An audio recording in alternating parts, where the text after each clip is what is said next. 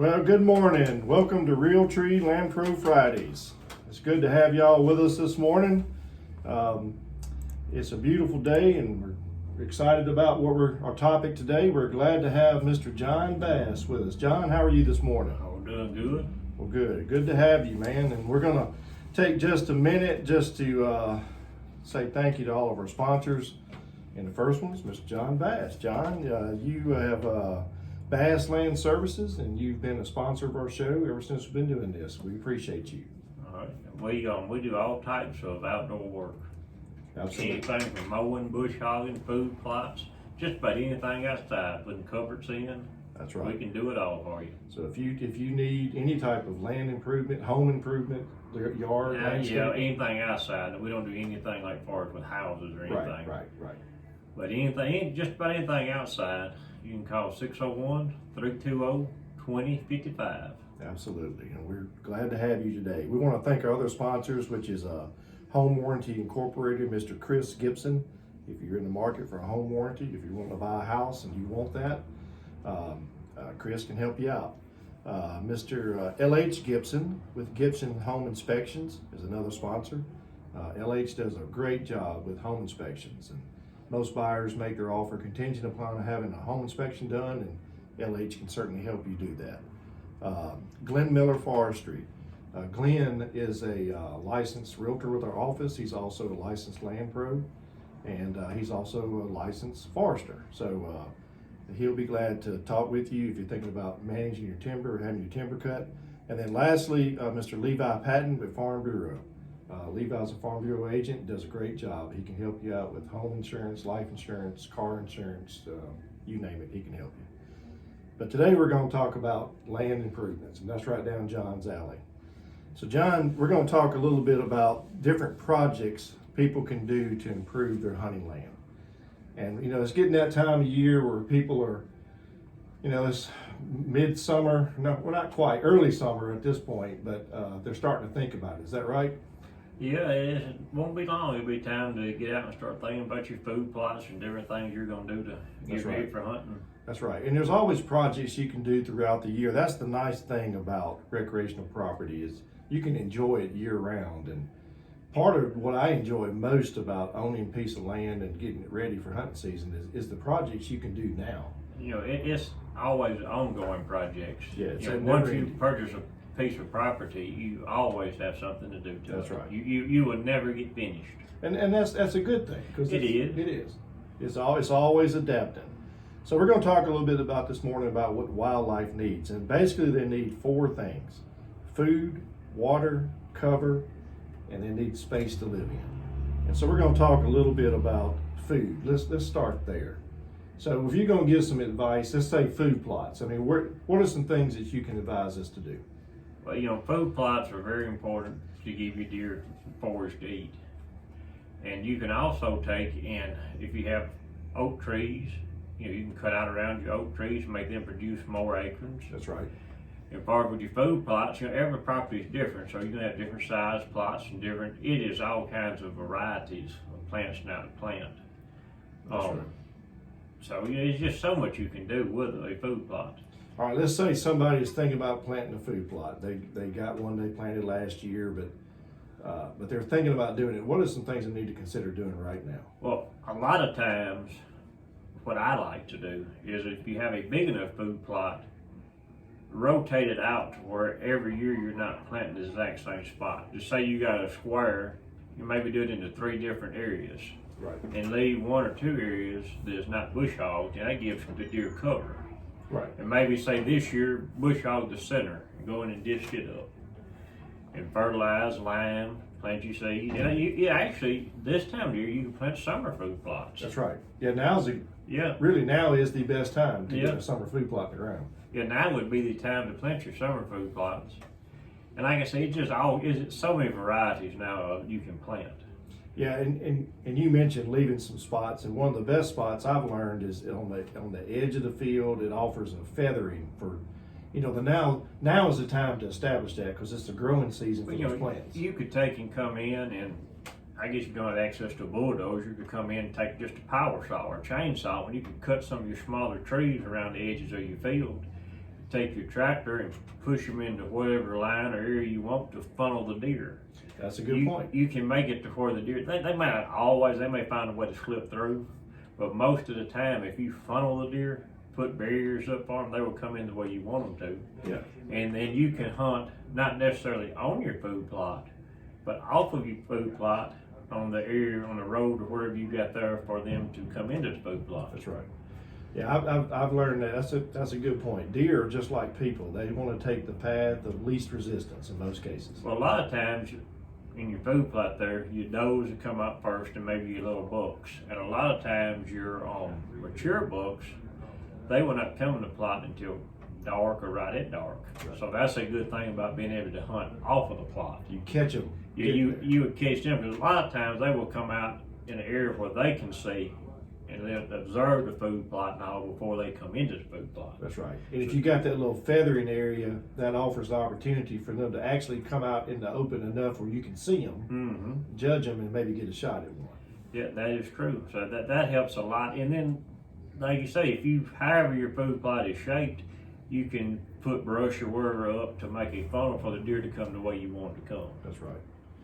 All right, let's switch gears now. Let's talk a little bit about your soil and as far as testing your soil. It is really good to have a soil test. You can draw them and send them to Mississippi State and they will test your soil. But if you don't test your soil, lime. You need lime. Yeah, and I think that's an important point. In fact, today I'm having some lime put on. I have a bunch of cows and a bunch of pasture, and I'm having lime put on my pastures today. So how much are you putting out per acre, roughly?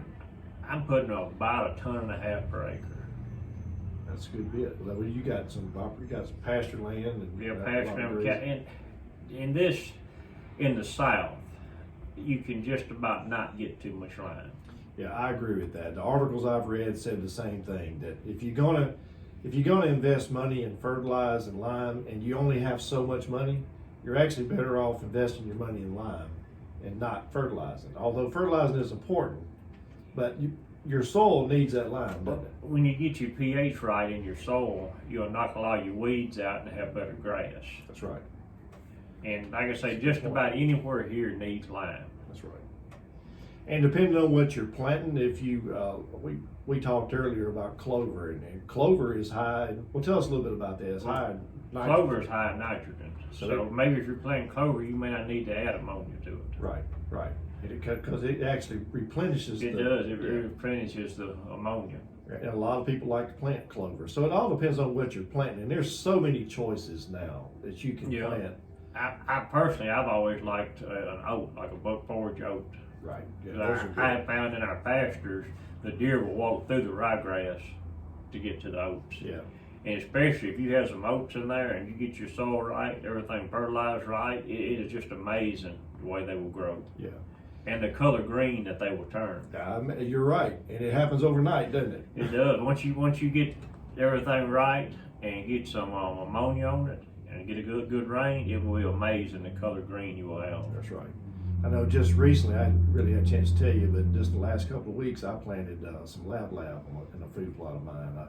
I cleaned it out really good and enlarged it a little bit, but I need to think about that feathering stuff we talked about and do that now so that this fall I can enjoy that. And, did you lime? You put me on the spot here. I did not, but I did lime last fall. So my hope is, and that's a good point. I limed it not quite a year ago now. That's one thing. Really, lime takes a little while to go in effect. And really, it's best to till your lime in. Say at the time you plant your food plot. That's right. Or like me, I had planned, I might not have time to do it, but I had planned on running like a renovator across my fields to kind of break the soil up some, where the lime would go in the soil. That's right. In which it will probably be okay if I don't, but if we get when it be heavy rains, we may have some runoff. That's right. And it's important to note while we're talking about this that, we're talking about several small projects, and lime is considered a small project, but none of these are going to make a dramatic difference immediately.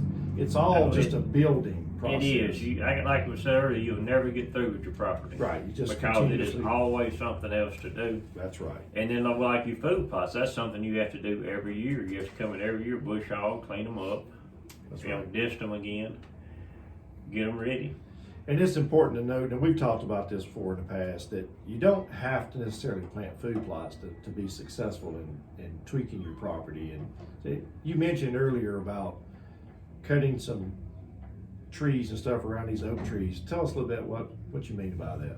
Well, if you have an oak tree, say you have a bigger oak tree and you have some smaller trees growing up under it, you know, they're taking the water, they're taking the nutrients out of the soil, you know, that oak tree could be getting. That's right. So you could come in and cut any of that out and clean them up under it, and your oak tree's gonna do better. Needs sunlight. That's another thing too. If the trees are tall and get to the top of the oak tree, you know, they may start shading the oak tree out some. That's right. So that's something else you gotta think about. And you know, a lot of people, like we talked about earlier, they don't like the idea of just cutting a tree down and leaving it on the ground. But the truth is, you're sacrificing something for something else. But too though, a lot of times if trees are real thick, you need to cut some of them out. Right. Because you're stunting the growth of all of the trees. Say if it's a group of trees that are all about the same size, you could cut some of them out and you would be amazed at the growth of the ones you leave in the next couple of years. That's right. Because the sunlight is very important to them. I think that's the key. We as landowners, if we're managing for wildlife, we need to think about what deer need, what wildlife needs, and everything they need is from our waist down, pretty much. Mm-hmm. And we don't think like that. We tend to think like people. We think like humans. We see a tract of timber, we want it to look pleasing and look good. But the truth is, the more cover you have, the better. The better. More deer. That's right. You can have more food for them on the ground, which is where you need it. And we need to look for ways to get that sunlight to the ground. Yeah, and say you have a tract of timber, you could come in and cut maybe an acre or so out of it, maybe 2 acres, just throw it on the ground, push it up in the funnels, and make a food plot. Right. And you would see a dramatic increase in the growth of the trees that you left around the edges of it. That's right. Because if you notice with a lot of pine plantation, the trees on the edges are the biggest trees. Because they get the They most get sunlight. all the sunlight. That's true. They have the most limbs on it. Mhm. The canopy's bigger. And the trunk's gonna be bigger. Yeah, and that's why you see a lot of persimmon trees on the edges of fields. They get that sunlight and they produce. And which that's something good. You know, if you have some wild persimmon trees, don't cut them down, leave them. That's right. Because they produce persimmons that the deer will eat. The Matter deer, of- other than raccoons, anything eat them. Matter of fact, you can go in and cut down some of those other trees around it, allow it to get more sunlight, and it's going to produce more persimmons. That is true, because in this area we do have a lot of wild persimmons. They do. You're right. And and if you get out and start looking for them, you'll see them. You'll be Yeah. surprised how many's on your place. You know, you may have to say somebody doesn't know. They may have to look up maybe on the internet or wherever how to identify one. Right. You know, everybody may know how to identify one. And it's important to note that you can buy them. You can plant That's true. trees like that, any type of fruit tree. But certainly you can buy persimmon trees. You can order them online and have them shipped to you and get them. I have worked on several places where we have planted all kinds, anything from plum trees to pear trees to any fruit trees, just a large variety of fruit trees around the edges of food plots or around the edges of openings, That's just right. for the sole purpose of drawing the deer, because the fruits mature at a different time. That's a But good point. you know, if the deer knows something's in there good to eat, you're gonna get them in that area and maybe hold them in that area. That's right, and that's the key. We're thinking of ways to